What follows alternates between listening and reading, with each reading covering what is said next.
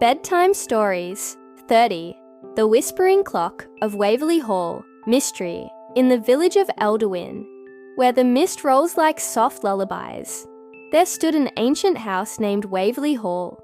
The hall was grand but worn, with ivy twisting up its grey stone towers, and windows that blinked like sleepy eyes. No one lived there now, save for a single golden clock, forever ticking, though no one had wound it for years.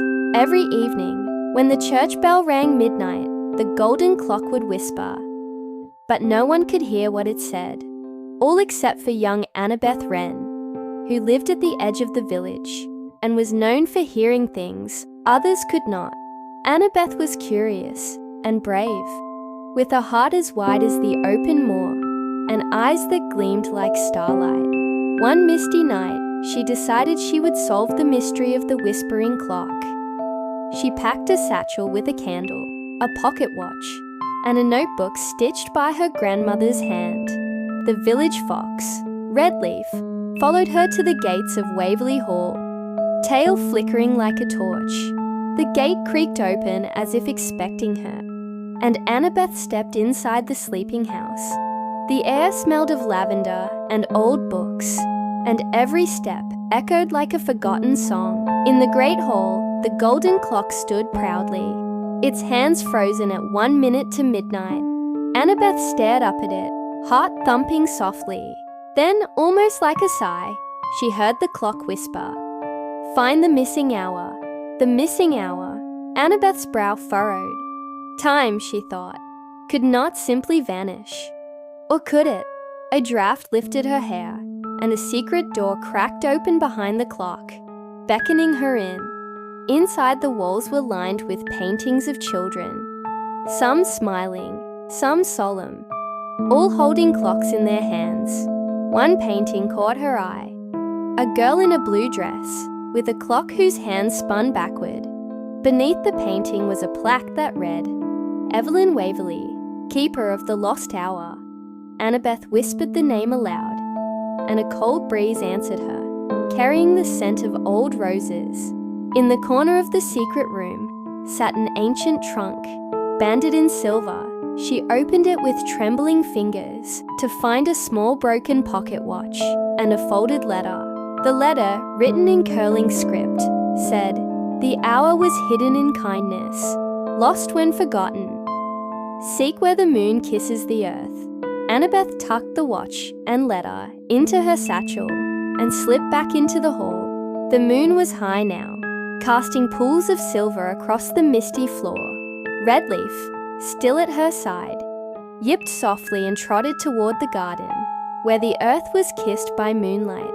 Through the overgrown garden, Annabeth wandered, following Redleaf's light paws across the dewy grass.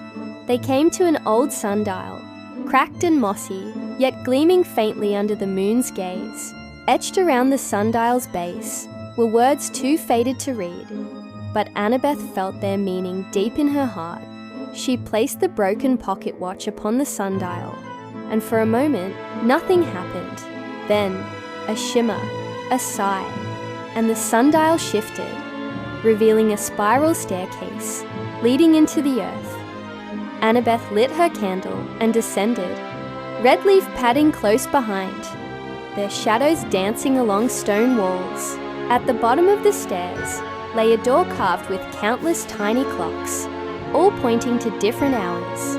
In the center of the door, one clock had no hands at all, only an empty face, waiting. Annabeth gently placed the broken watch into the hollow, and the door creaked open on a breath of silver mist. They entered a room filled with floating bubbles, each one holding a memory. Laughter, kindness, courage, dreams. A whisper filled the chamber. To find the lost hour, find the lost kindness. One bubble drifted low, pulsing with warm light. Inside, Annabeth saw Evelyn Waverly, giving her last hour to save a weeping village child long ago. Tears pricked Annabeth's eyes. Evelyn's kindness had hidden the hour, keeping it safe for a time when it would be needed once more. The bubble touched Annabeth's fingertips and melted into her heart, filling her chest with a golden warmth. Suddenly, the golden clock in the hall began to chime, not with fear, but with a song of hope. Annabeth and Redleaf raced up the spiral stairs, candle flickering wildly as the hall itself seemed to awaken. Back in the grand hall, the golden clock's hands began to move again, ticking toward midnight. And then, at last, forward into a new day. The portraits on the walls smiled, and Evelyn Waverly's painting gave a gentle wink. A secret panel in the clock opened, revealing a delicate crown made of starlight and ivy. Annabeth placed it on her head, and a whisper filled the air. Time is healed through love. The villagers, sensing the change, gathered outside Waverly Hall, drawn by the soft golden glow in the windows. The mist parted, and for the first time in years, laughter rang from the great house, light as bells. Annabeth opened the great doors and welcomed everyone in. Children, elders, dreamers, and skeptics alike. That night, Waverly Hall became a place of stories, of songs, of kindness. No longer a mystery, but a home. Redleaf curled at Annabeth's feet as she told the tale of the whispering clock to the gathered crowd. Every eye gleamed in the candlelight, and every heart beat a little stronger with the magic of shared wonder. The golden clock continued to tick, but now it whispered only gentle dreams into the night. The mist that once clung to Waverly Hall lifted, and in its place grew wildflowers and singing brooks. Annabeth became known as the keeper of the lost hour, the girl who listened when the world spoke softly.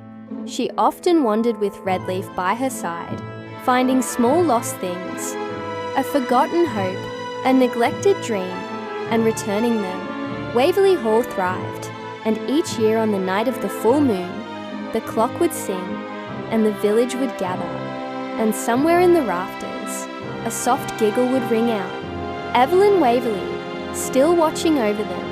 As for Annabeth, she knew that some mysteries are meant not to frighten, but to awaken wonder, and she whispered to all who listened, "Kindness is the magic that bends time toward joy. So sleep now, little dreamer, and listen closely, for somewhere, just beyond the mist, the golden clock is whispering, just for you." Thank you so much for joining me watching Bedtime Stories. 30. The Whispering Clock of Waverly Hall. I hope you enjoyed the story. Please subscribe to my channel if you haven't already for more great up-and-coming bedtime stories. Good night and sweet dreams until next time.